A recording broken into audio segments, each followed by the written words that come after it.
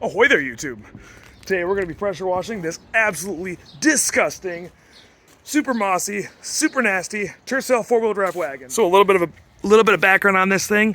It'd been sitting in the guy's yard for about 5 or 6 years and hadn't been ran for a while. Had some issues, so they parked it, and he went out and roadkill rescued it and drove it home. It was about 360 miles from where it had been sitting in its almost grave to my driveway, and it made it. I got the first video out already of the rescue. A second one should be out very shortly, so check those out if you're interested. But let's go ahead and get all this disgusting crap off. So this thing is completely covered in moss, head to toe. I didn't really do much other than use the wiper blades and some washer fluid to try to clean the windshield off. And so we're gonna go ahead and see what we actually can't get off of this. I don't know how much is actually gonna come off or how much won't. I don't think I'm gonna be using any special products or anything like that. I'm just gonna go ahead and blow through it with a pressure washer and hope for the best. So let's see what happens.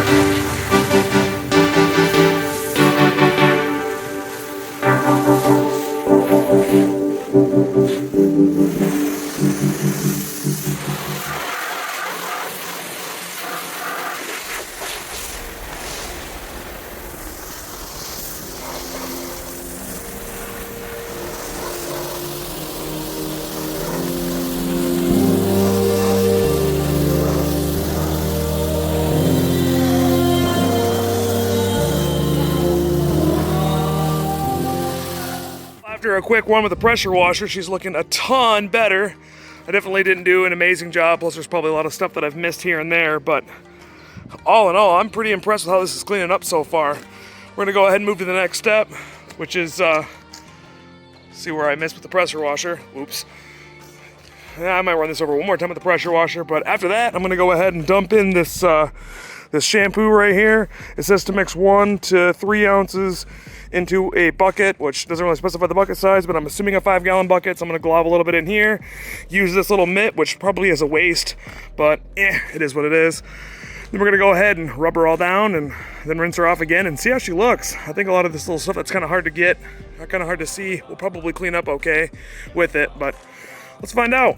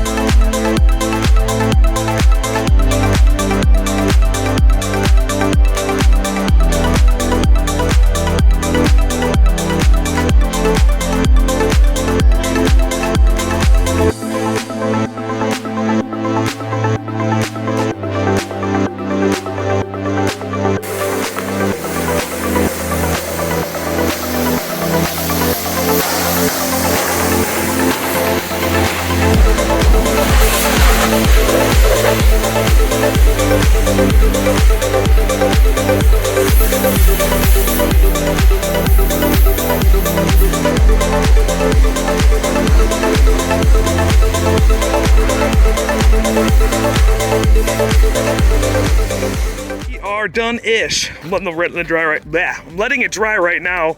I really didn't go crazy with the hand towel or anything, but seriously, look at this. This thing looks amazing. I mean, it doesn't look amazing, but it looks way better than it did before. I mean, look at it. A lot of the stuff you see in the paint is actually just imperfections.